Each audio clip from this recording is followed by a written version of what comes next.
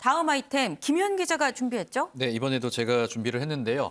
제가 준비한 아이템은 송영길은 만남, 윤석열은 전화, 김종인 러브콜입니다.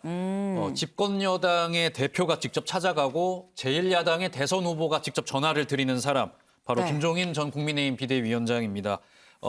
윤석열 후보부터 이야기부터 좀 짚어보면요.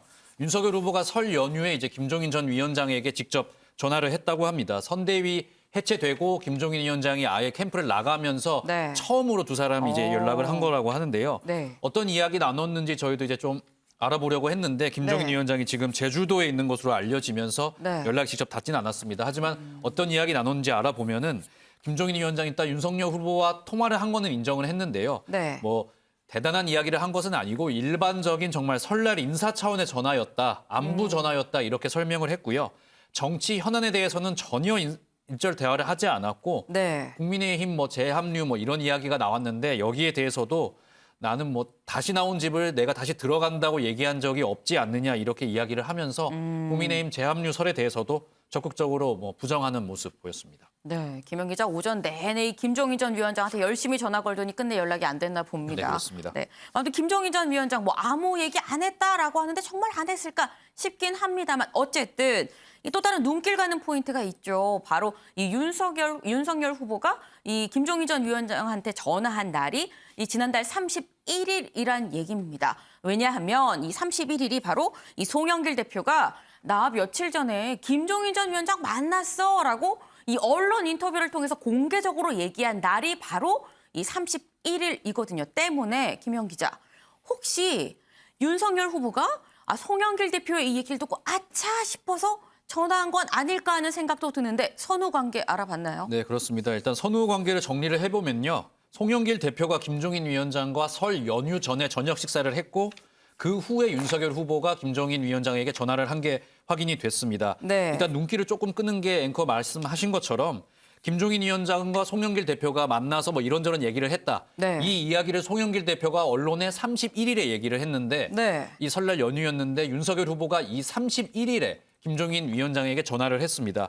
때문에 이 윤석열 후보의 전화를 놓고 송영길 대표의 이 언론 보도를 보고 김종인 위원장과 저녁 식사를 했다는 이 언론 보도를 보고 윤석열 후보가 부랴부랴 김종인 위원장에게 전화를 한 것이 아니냐 이런 분석이 나오고 있는데요. 뭐 정확한 내용은 두 후보와 네. 대표만 알고 있을 것 같습니다. 네, 뭐 장황하게 열심히 얘기했습니다만 뭐 정확한 건 두 후보만 알 거다라고 뭐 이렇게 얘기를 했는데 뭐 사실 뭐 두 사람이 뭐 무슨 얘기를 했는지는 김현 기자 말처럼 뭐 알 수 없는 일이죠. 하지만 중요한 거는 김종인 전 위원장이 어쨌거나 윤석열 후보랑은 뭐 안부 인사만 했다라고 얘기를 했잖아요.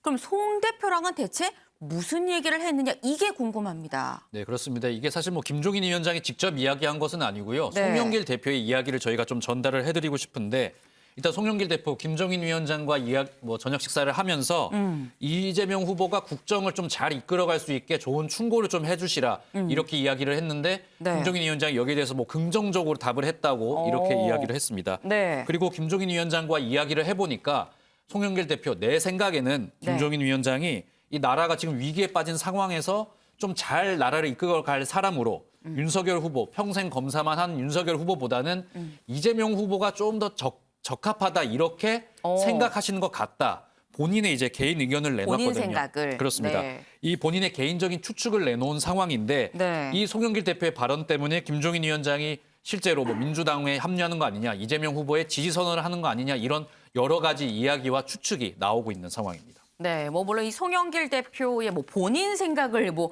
이 듬뿍 담은 이 발언도 있긴 합니다만 뭐 이거를 차치한다고 해도 일단 이재명 후보한테 좀 조언을 해달라고 했고 김종인 전 위원장이 긍정적으로 답했다라고 이 얘기를 좀 놓고 보면 이게 다 맞다고 보면 일단 김종인 전 위원장 윤석열 후보랑 이재명 후보 사이에서 이재명 후보 쪽에 좀 더 가깝게 서 있는 거 아닌가 하는 생각이 들기도 해요. 그렇다고 하면 김종인 전 위원장 이재명 후보를 도울 수도 있는 걸까라는 생각도 드는데요. 네, 일단 김종인 위원장 뭐 공식적인 입장은 지금 없는 상황입니다. 하지만 네. 여기에 대해서 이제 극렬하게 좀 반박하는 이제 국민의힘의 이 목소리가 강하게 나오고 있는데요. 네. 일단 국민의힘에서는 이재명 후보를 김종인 위원장이 지지하는 일은 없을 것이라고 이렇게 선을 긋고 있습니다.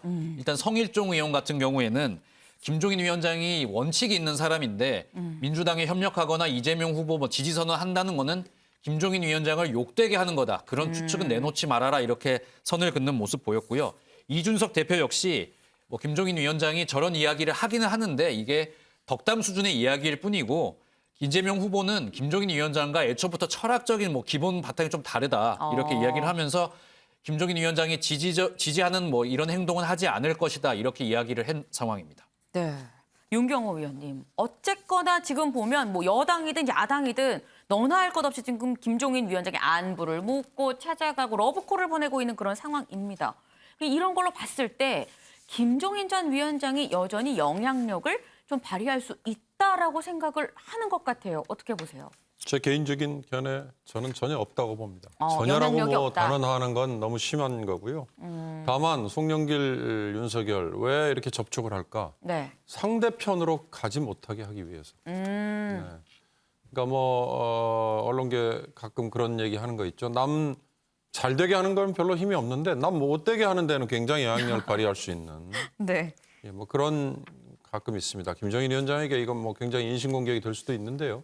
저는 이미 김종인 위원장의 효용성은 유권자들에게 굉장히 감소를 했다. 무슨 말씀이냐. 김종인 위원장이 어느 누군가를 선택한다고 해서 중도 내지는 부동층이라고 하는 유권자들이 아 김종인이라는 사람의 선택을 보고 나도 따라가야겠다라고 하는 얼마나 될까. 그런 점에서 저는 이미 김종인 위원장의 효용성은 굉장히 제한적으로 줄어들어 버렸다.